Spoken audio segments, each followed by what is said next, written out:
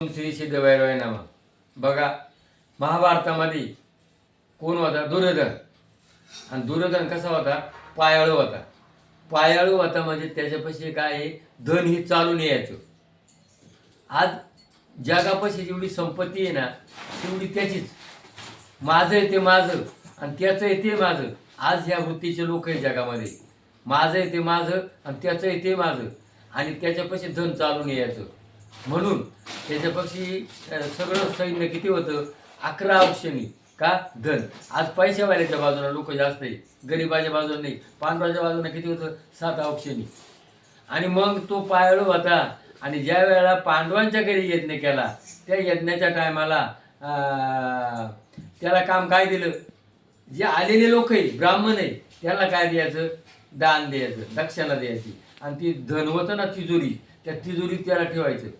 आणि मग पांडवाने काय सांगितलं का बुवा हे नको म्हणून तो आपलं नासून टाकेल. कृष्णाला सांगितलं तुम्ही गप्प बसा. तो जो नासितोय तर नासू द्या, कारण तो जेवढं देईल ना तेवढं डबल वाढल म्हणून.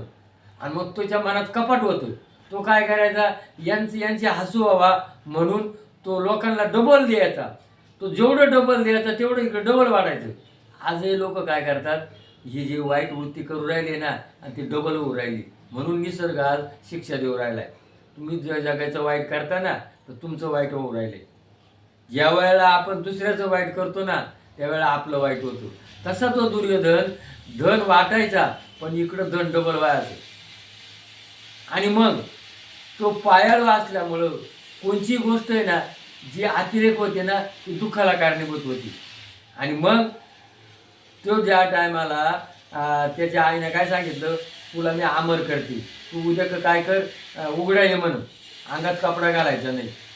आणि मग मी डोळीची पट्टी काढीन आणि मग तुला अमर करीन. आणि झालं. दुसऱ्या दिवशी तो एकदम नागवा आला. आणि कृष्णाला वाटलं आता हा जर याला आशीर्वाद जर दिला हा मारणार नाही. कृष्ण लगेच आडवा गेला. म्हणे काय याडा माणूस आहे, अरे तू मोठा झालाय म्हणा, आता तू निदान असं काय कपडा तरी गुंडाळ. आणि त्याने काय केलं? केळीची पान गुंडाळलं आणि मग तिनं डोळे उघडली गांधारीनं आणि त्याच्याकडे बघितलं. बघा, त्याचं सगळं शरीर वज्रदेही झालं पण तो जो जांघाचा भाग, पायाचा भाग होता ना तो झाकलेला होता. आणि नेमकं लढाई झाली ना अर्जुनाची आणि भीमाची आणि दुर्योधनाची.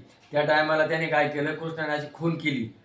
आणि मग त्या मांडीवर पायाळू होता ना त्या पायाळू त्याने काय गदा मारली आणि तो त्याचा अंत झाला. म्हणून कोणत्याही गोष्टीचा अतिरेक हा माणसाला विघात होतो. अतिरेक करू नका, कोणाचं वाईट करू नका. आणि कोणाची चांगलं बोलता नाही आलं तरी चालेल, वाईट बोलू नका. कोणाचं चांगलं करता आलं नाही तरी चालेल, वाईट करू नका. जगा आणि जगू द्या. ही संस्कृती ध्यानात ठेवा. जय भैरवनाथ महाराज की जय.